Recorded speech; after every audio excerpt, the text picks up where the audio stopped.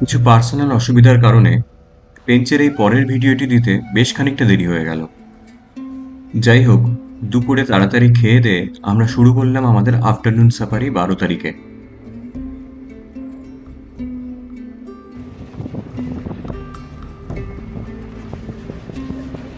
সূর্য তখন মাথার উপরে।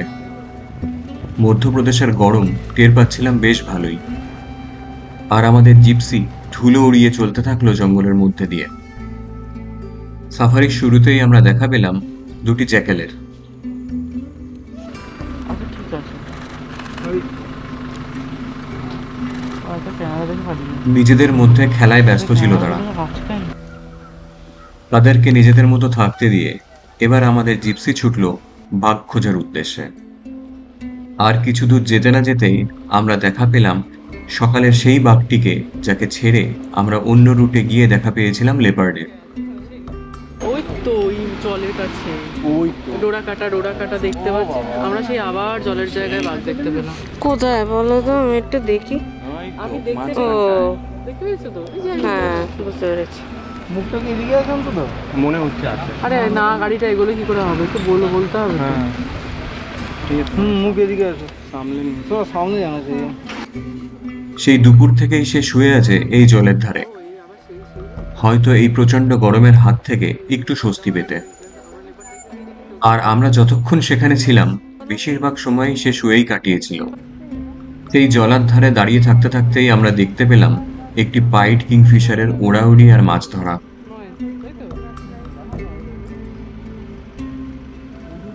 তার সাথেই পেয়ে গেলাম একটি পুরুষ ময়ূরের নাচ একটি ময়ূরীকে ইমপ্রেস করার জন্য। অনেকগুলো পিহেন আছে ওখানে। ওর জন্য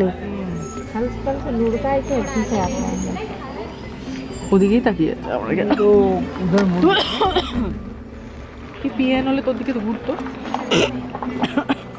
ওদিকে ঘুরে থাকবি তো। পিহেনটা এদিকে চলে এলে আমরা দেখতে পাবো। বেশ অনেকক্ষণই সেদিন আমরা অপেক্ষা করেছিলাম সেখানে, যদি সেই লক্ষ্মী নামক বাঘিনীটি একটু উঠে হাঁটাচলা করে। কিন্তু তার সেদিন বেশি নড়াচড়া করার ইচ্ছা মনে হয় ছিল না।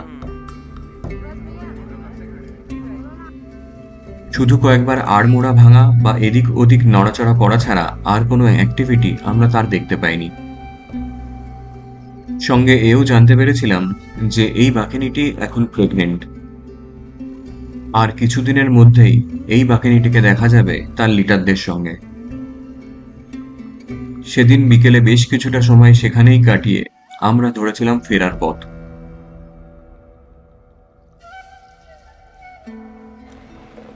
এবং ফেরার সময় আবারও সাক্ষাৎ হয়ে গিয়েছিল দুটি জ্যাকেলের সঙ্গে।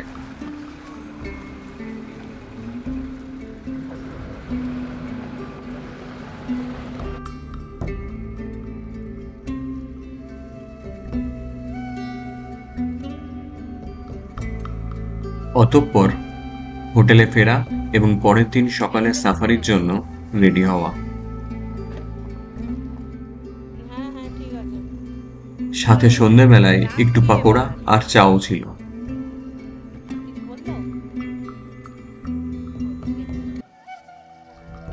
13ই এপ্রিল ভোর ভোর উঠে আমরা চললাম আমাদের পরবর্তী সাফারির জন্য। তুরিয়া গেটে এটিই আমাদের আজ শেষ সাফারি। দেখা যাক ভাগ্যে আমাদের কি আছে। এই বাস্কেটে আমাদের ব্রেকফাস্টও রেডি করে দিয়েছে আমাদের হোটেল।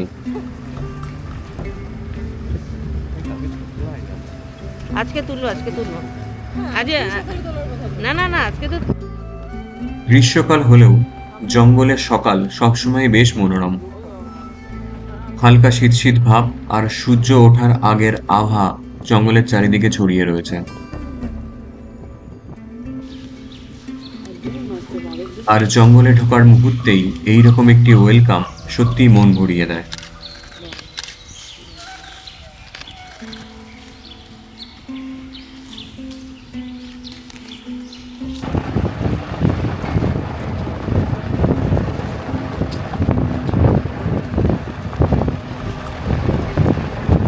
কে না চলে যায় না, ওগুলো ভয় পায়। তো অত অ্যাডভান্স না, বুঝলি তো, শহরেগুলো বেশি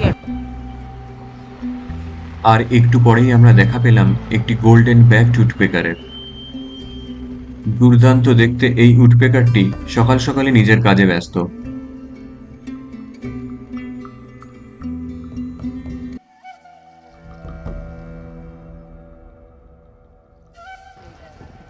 জঙ্গলে এবার সূর্য উঠল। জঙ্গলে কখনো কখনো সাইটিং হতেও পারে বা নাও হতে পারে, কিন্তু এই রকম এক একটি সকাল বা মুহূর্তের জন্য আমরা বারবার জঙ্গলে ফিরে আসি। বাঘ দেখা তো একটি অন্যতম অ্যাট্রাকশন বটেই, কিন্তু আপনি যদি সত্যিই জঙ্গলকে ভালো না বাসেন তাহলে বারবার এত খরচা করে জঙ্গলে কিন্তু আসতে আপনার মন চাইবে না। জঙ্গলের নিস্তব্ধতা ভেদ করে আস্তে আস্তে এগোতে থাকলো আমাদের জিপসি। আর বেশ খানিকক্ষণ পরে আমরা দেখা পেলাম এই পেন জঙ্গলের যুবরাজ স্বস্তিককে। একটি ঝোপের মধ্যে বেশ আয়েশ করেই বসে নিজের গা হাত পা চেটে চেটে পরিষ্কারের কাজে ব্যস্ত ছিল সে। তবে আজ আমরা জানতাম সূর্যের তেজ একটু বাড়লেই তার মুভমেন্ট শুরু হবে, তাই আমরা ডিসিশন নিলাম সেখানে একটু অপেক্ষা করার। জানিয়ে রাখি, স্বস্তিকের সঙ্গে পরিচয়ে আমাদের কিন্তু বেশ আগেই, প্রায় 2-2.5 বছর আগে স্বস্তিক যখন বড় হচ্ছে, অর্থাৎ যখন তার টিনেজ, তখন একবার দেখা হয়েছিল স্বস্তিকের সাথে। আর এখন সে একটি ফুল গ্রোন মেল টাইগার। দারুণ দারুণ। আমরা অপেক্ষা করছিলাম এবং দেখতে থাকছিলাম তার সমস্ত অ্যাক্টিভিটি। সত্যি বলতে বেশ লাগছিল।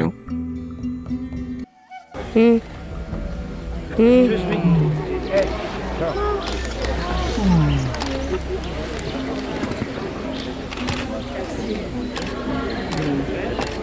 এবারে বসছে।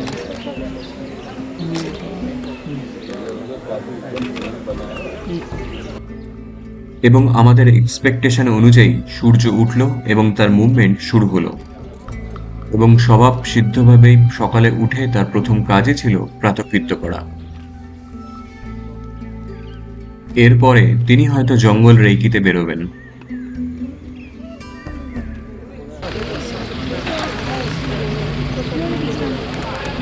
লাইটিংটা ভালো ছিল, এখন মুখটা ঘোরা।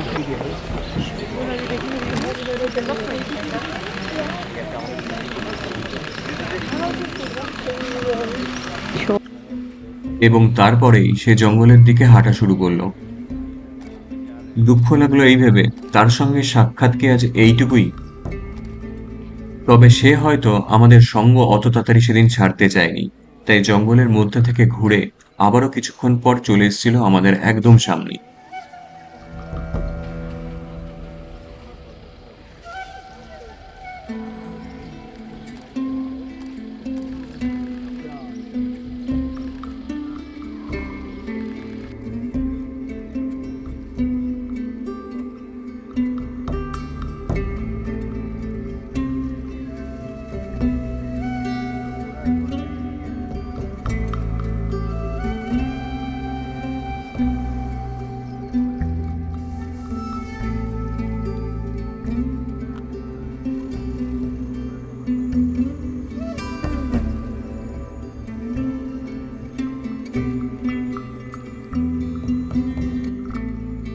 একটি খাড়ির মধ্যে নেমে গিয়েও সেই খাড়ির থেকে উঠে বেরিয়ে আসলো সে আমাদের সামনে।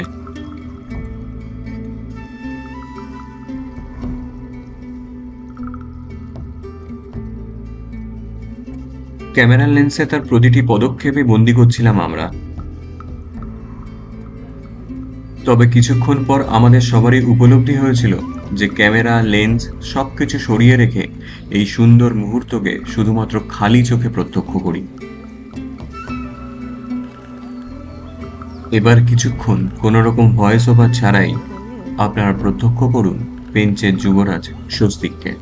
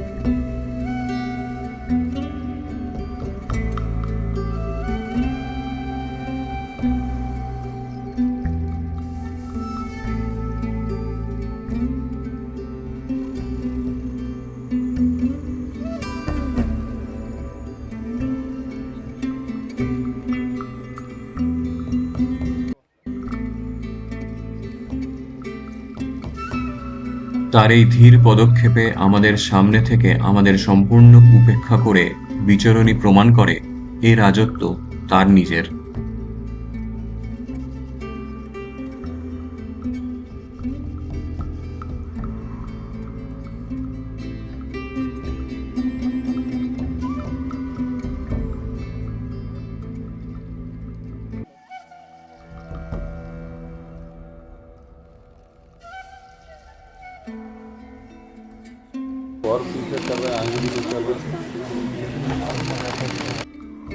আমাদের কিছু দুর্দান্ত সময় উপহার দিয়ে এবার সে আস্তে আস্তে ঢুকে গেল আবার জঙ্গলের মধ্যে। আমাদের জিপসি আবার চালু হলো এরপরে, এবং একটু এগোতে না এগোতেই দেখতে পেলাম আর একটি সুন্দর মুহূর্ত। একটি ময়ূর পেখম ঝুলিয়ে একটি গাছের ডালে বসে আছে। দুর্দান্ত ফটোজেনিক একটি ফ্রেম।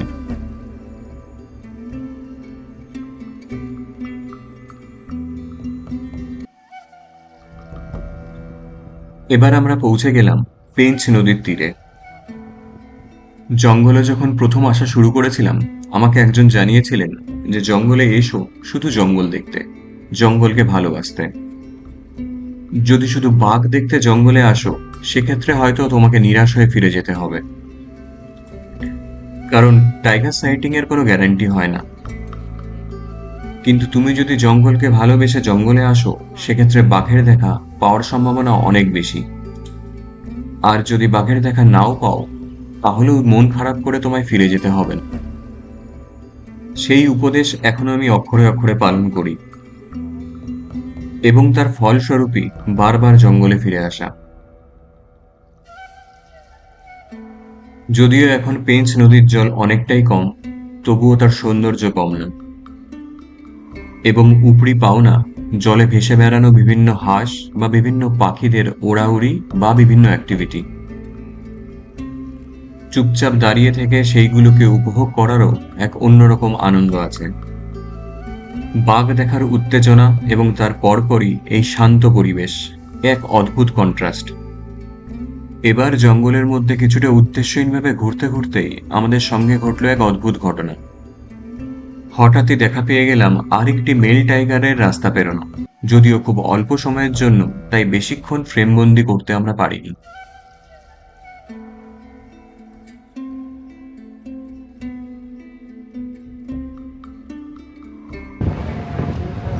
वो जा रहा है, वो आ रहा है, चलने दे वो आ रहा है, चलने दे ये तो आ गया रोड के ऊपर। धीरे कर लेना, धीरे कर लेना,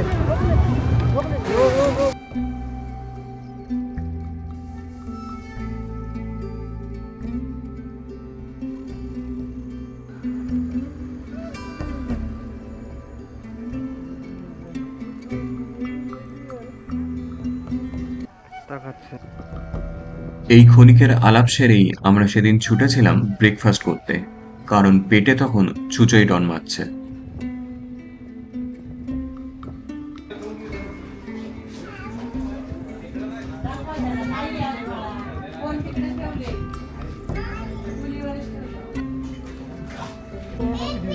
আমারও তাই আছে। কি কি দিয়েছে? একই আর কি, তো ক্যাশ ওর কাছে, আমার কাছেও নেই। না, এই পরোটা যদি না খাও ওদেরকে দিয়ে দেবো।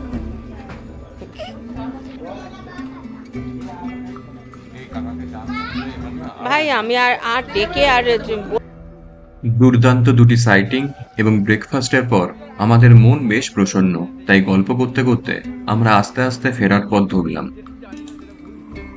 তার আগে অবশ্য জঙ্গলে পাক খাবো বেশ কিছুক্ষণ। তবে সেদিন জঙ্গল থেকে ফেরার পথে আবারও পেয়ে গিয়েছিলাম একটি লেপার্ডকে, যদিও তাকে ফ্রেমবন্দি করতে আমরা কেউই পারিনি। আর রাস্তায় দেখতে পেয়েছিলাম একটি খারাপ হয়ে যাওয়া জিপসিকে, যা আমাদের মনে করিয়ে দিয়েছিল আমাদের আগের বারের কানহার কথা, যেখানে সামনে বাঘ বসে রয়েছে এবং তার সামনেই আমাদের জিপসি খারাপ হয়ে গিয়েছিল।